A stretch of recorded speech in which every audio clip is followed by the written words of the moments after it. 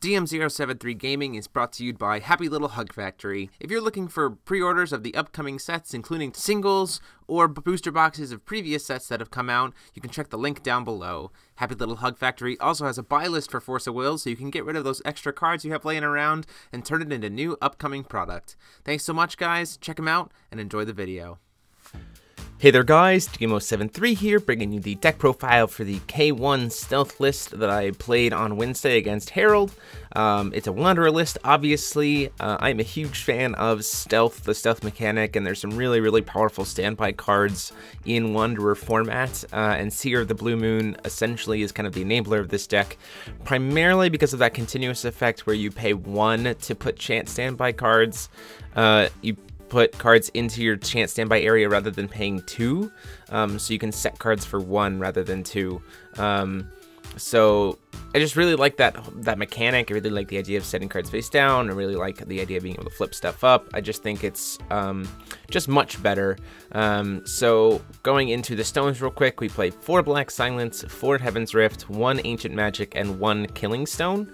That is just because, you know, we want to have 10 Darkness Stones to be able to turn on Stealth, and then the deck is pretty evenly split between green and white, so that's why we just wanted 5 of each of the white sources and green sources. And Ancient Magic Stone and Killing Stone count as Darkness Stones, and that's why we wanted to run them. Going into the main deck, we play 4 Tama for draw power, as well as it's a really nice way to enable Executioner. You can make some really interesting plays happen with, not Executioner, sorry, Underground Dragger. And we'll talk a little bit more about that in a bit. Lorite, because Lorite is also a very good way to turn on Underground Dragger as well as canceling effects. Executioner, because he's an amazing anti-tempo card. You can flip him face up when they've played a creature and kill a 3-drop or less. That's a really good way to kind of put a body on board and kill something all for 1 will. Underground Dragger says if you control a Darkness Magic Stone, a Resonator was put into a graveyard from your field this turn, so like sacrificing a Tama to kill something, and if it enters from your standby area, you can destroy a Resonator that your opponent controls that dealt damage. So this is also why Lorite is great, because you can block with a Lorite, gets killed, Underground Dragger can flip and kill whatever killed the Lorite. That's just also a really good, 7/7 body, can be used to kind of help serve as a beater too. Then we play 3 Risa and 3 Melder. It's kind of the traditional Stealth kind of finisher package, right? So you have to control 4 Magic Stones, a Darkness Magic Stone, and no Resonators, and you can flip it. And then when it resolves, you can pay 1,000 life, search your deck for any card, put it into the face down area, and shuffle your main deck. Melder says if you control a Darkness Magic Stone, so you have 2,000 or less, you can flip him and then give a Resonator -4/-4 for every creature with Stealth you control. So it's a big kind of removal package. So the interesting thing about Risa is you can, if you have 2 face down, you can flip 1, and then in response to the casting of Risa, you can flip the other, because you'll technically still not control a creature, so they can both resolve, and then you can get 2 effects. And usually paying 2,000 life is enough to make it so that, if you set 2 Melders, those are immediately live, and you can deal -16/-16 to 2 creatures, plus they're 10/10, so they can immediately block that turn and usually kind of wipe your opponent's board, and then you just crack back and kill them with all the damage. That's 36 damage from 2 Risas and 2 Melders. So, you're probably chipping some of the damage in with an Executioner or a Tama. It's very easy to kind of close the game out at that point.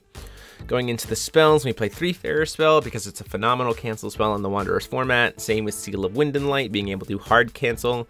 It's really great since we can set Risa and Melder Risas for 1. You can set 2 Risas for 2 will, and then hold up Seal of Wind and Light mana to be able to protect the Risa flip, which is really awesome. 3 Sign of the Futures says if your opponent controls 3 or more Resonators than you can remove 2 target Resonators from the game.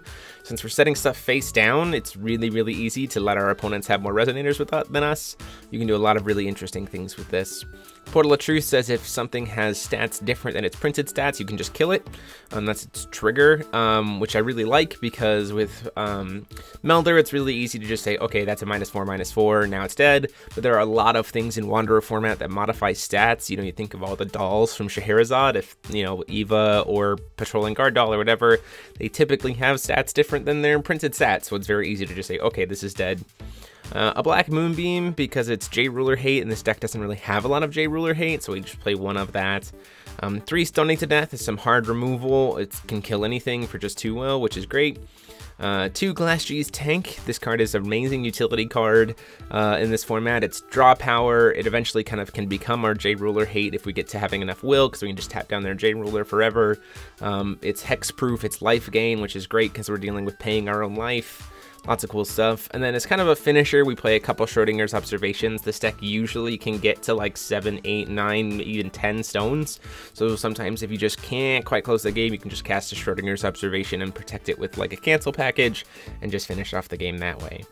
A few things to note, stealth creatures and standbys don't have quick cast. They have trigger, or in this case, stealth.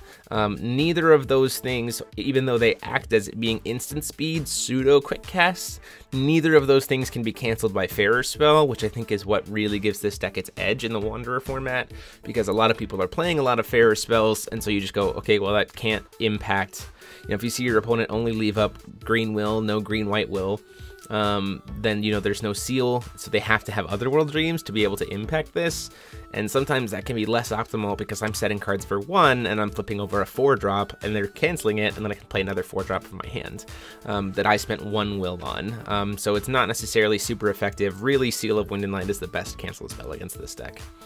But yeah, that is the list. Let me know what you guys think. I think this is super awesome.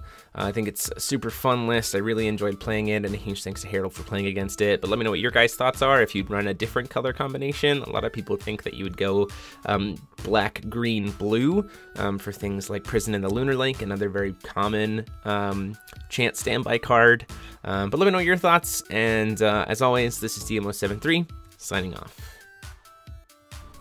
Huge thanks to the patrons of the channel. You see their names here on the screen as well as down below in the description. They are what help make this channel run and help me do these awesome projects for you guys. If you feel like joining the channel and getting access to all the cool perks that come with being a patron, click on the P on the screen or the link down below. Thanks so much. See you next time.